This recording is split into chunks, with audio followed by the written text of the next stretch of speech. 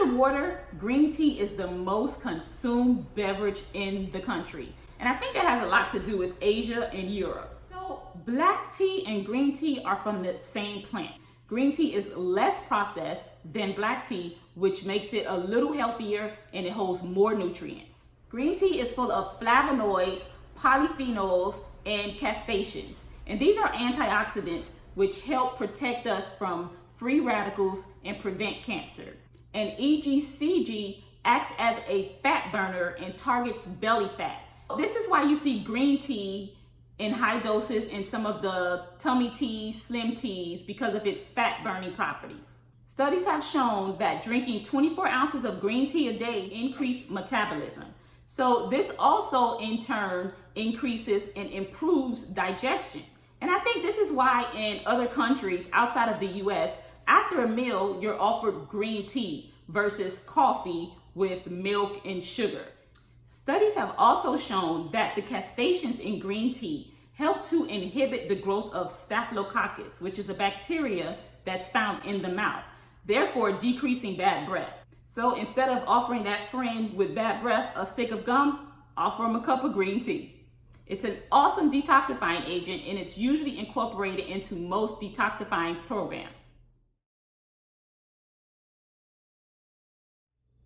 There have been so many studies that show that consuming green tea on a regular basis have shown decreased risk in cancer.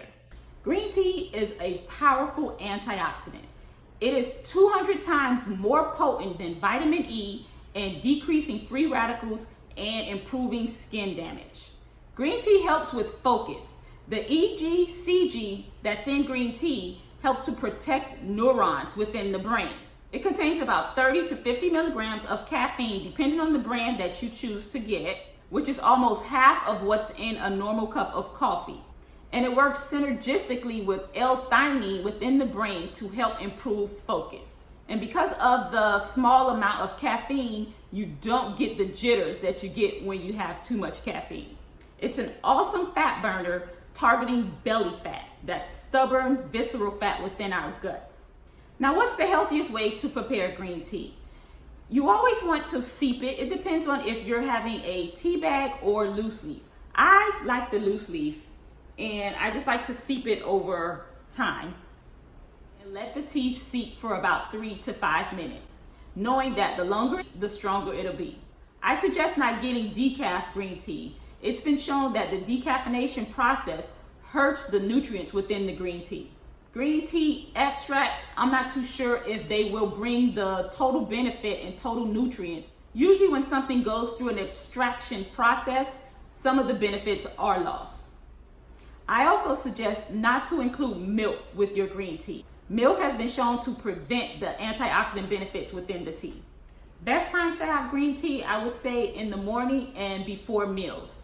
That way it's already there in the gut before you have your meal, and it's able to burn fat, help you with digestion.